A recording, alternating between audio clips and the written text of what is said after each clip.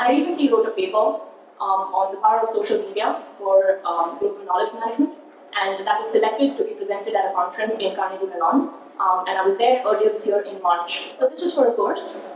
This course is known as Global Software Project Management. It's under Professor Benjamin Gunn. This paper was written for that course, and about a year later, Prof. Gunn sent me an email. He was like, "Your paper, I want you to touch it up a bit and then send it to this conference. I think it'll go." And that came to me out of the blue, but it was fantastic. So SMU lets you grow in terms of your own interests, what you want to do. You start off thinking that you're going to be doing one thing in school.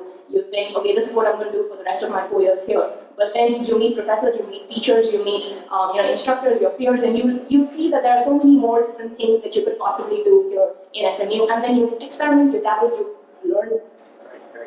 I did an internship, a summer internship last year at Housing. It's quite, it was a very small firm, so they give a lot of opportunities to learn and take on projects. So I helped them conduct the entire user acceptance testing, etc. So I'll be starting on my second internship at OCBC, and that will be under the group technology solutions. So yeah, I'm quite excited to find out more about what I can learn during the internship.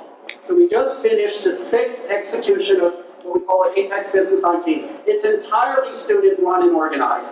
And we wrote up a case special for that, and the executive board of Green Trade Asia, people from UPS and DHL and Infineon, the semiconductor company, worked with us, and we had 22 teams from all over the world come and compete on this case thing. And that's also part of the learning experience. I focused mainly on the marketing sector of the competition, so it was really a fun experience. I've always wanted to learn more about marketing. You get to work with people from other schools, and you realize that what's so different about SIS is that we can kind of do a little bit of everything. For my other internships, I also helped out my friend at Amigo Labs Private Limited. He is a fellow SIS student, and he set up his own company. During that time, I helped him with a lot of the marketing stuff with regard to his company, and it shows you that SIS students, as entrepreneurs, they actually go pretty far. I was the president of SMU Broadcast Entertainment. I also helped out with Internet Society, which is a special way of saying that you are like a Microsoft ambassador in SMU. I would say SIS, you really feel the group culture a lot more. When you do a project, you really feel like you work together as a group a lot more, and you really feel like you belong to the group. In law, you spend a lot of time in your books, doing your readings, and every day is about readings and making sure that you know your law. But SIS, you make sure that when you contribute to a group, you make it count. So like, as a group, we met together, we just said, okay, we're not going to look back next to the other groups. We're going to do something really cool. And we came out with this graphical user interface, made everything really colorful, with like really amazing stuff.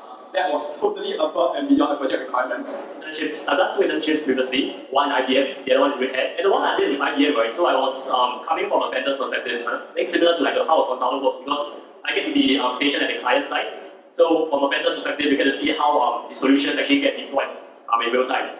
And previously, I was also the president of the Student Society in SIS. School isn't just about studies, right? So it was really a year that was filled with amazing events. I get to meet amazing colleagues and friends and whatnot. In fact, because last year was actually the 10th year for SIS, so my committee actually headed the celebrations for SIS itself, and it was a major event, and we managed to pull it off, so everyone was very happy as well. For SIU, SIS was my first and my only choice.